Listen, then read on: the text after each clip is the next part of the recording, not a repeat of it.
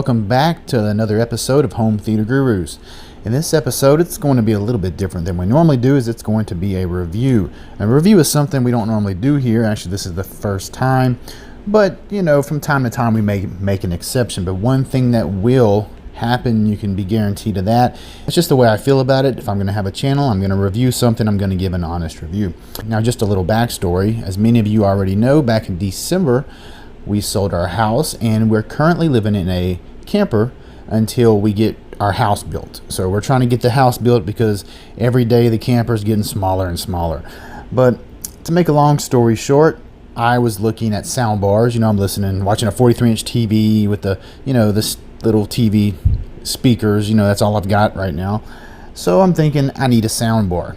And so I'm talking to a friend about 6 weeks ago, and he's telling me about the Platin Monaco system that he had just reviewed. And he says I can get, you can review it too if you would like. They're looking for people to review it.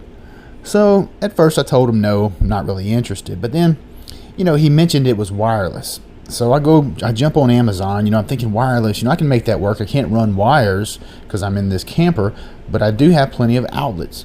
So I go on Amazon, it's got good reviews. So I get back with him and I'm like, you know what, I'll go ahead and do it. So he sets me up with Platin. I'm not sure if I'm saying that right, but he sets me up with them, and they send the system out for review. It's a 5.1 wireless system. So let's go ahead and jump into the unboxing real quick, and then I'll go over how it performed and how, I think it actually surprised me, and in some ways I think it could be better. But I do want to go ahead and add right now that they are working on ways to improve it, so those few issues I have with it will hopefully soon be resolved. This is just we're not going to go over the unboxing, taking each speaker out, but I will say that the build quality of this was actually quite surprising. Each component is very, very heavy and solid feeling. They've got little built-in internal amps, and each one of these, and like a little receiver that gets the signal from the Axum link, which you'll see in a minute. It's the LG Axum link that a lot of these type of systems that this newer technology use. But anyway, the build quality is really nice, metal. If you hit somebody with one of these speakers or the center channel of the sub, you're going to do some damage. They really are heavy. And you've got a tweeter and you've got a little woofer. You're not going to be hitting reference levels, or we don't expect to. But compared to something like the Bose systems, where they had a paper cone woofer, you expect, just out of the box right away, you expect them to sound much better. And I will go ahead and tell you they do much, much better. But there are some drawbacks, and the major drawback is this LG link right here, this Axum link. It requires either an LG TV, like an OLED, one of the higher end LGs. If you plug this link into one of those TVs, it automatically sees it, and you can use your volume from whatever you use to control the TV will control the link. So it's much more seamless, like a standard soundbar would be.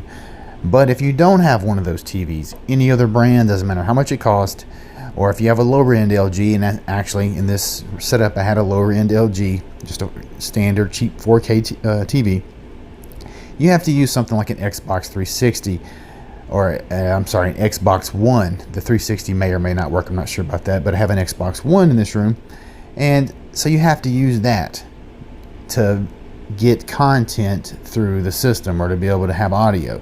So in other words, you got to use your Xbox One, watch Netflix or something like that. That is the major issue I have with this thing. So sound really, really impressed me. I'm not gonna lie. Like I said, it's just, I don't think I was using it to its full potential because I didn't have an LG TV. They're supposed to be working on some kind of way to make it to where you can use it on any TV without having to depend on like an Xbox.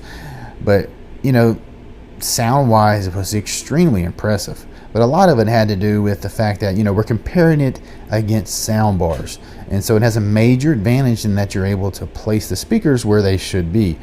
So a sound bar is not going to be able to replicate speakers being where they should be. They try with little bouncy techniques, and Atmos and things like that, but it was actually very impressive, very, very good quality vocals.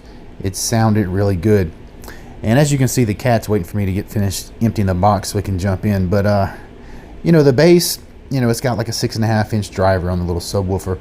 It was actually, pretty impressive, just like many sound bars are. Sound bars, some of the little subs aren't too bad for what they are. Little bedroom setup, an apartment setup, or something like that, or someone that doesn't really care about deep bass, or shaking the couch. This might be just fine. I mean, your grandma or something like that. For what it is, and its competition, it performed very well, and I would definitely, without a doubt, choose something like this over a sound bar. The higher end sound bars.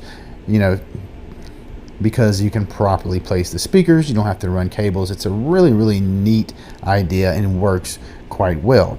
And it would have worked so much better had I had an LG, OLED TV to really use it for everything, all of my content. It would have been so much easier. And changing the volume with my phone, because I'm using Xbox One, you have to get your phone out, you got to wake your phone up, and you got to go to the app, and you got to turn the volume up or down. That's a little bit of a pain in the behind. So that was my major issue with it. And I also made some recommendations, and that they should put some pink noise or some type of noise in there so you can adjust the channels. They allow you to adjust the channel levels, but you don't have anything to reference to be able to level them by. And also distances, there's no way to tweak distances. So hopefully all that stuff will be coming down the pipeline. And I've even heard that they're maybe even looking into Atmos. I mean, really and truly, if you set the system like this up really good and got everything properly placed, I mean, it is immersive. It's got a great sound. It's it was very surprising. If you're looking at sound bars, definitely give this a shot. I would definitely choose this over a sound bar. All right, guys, so that's going to be it for this one. I'll see y'all next time.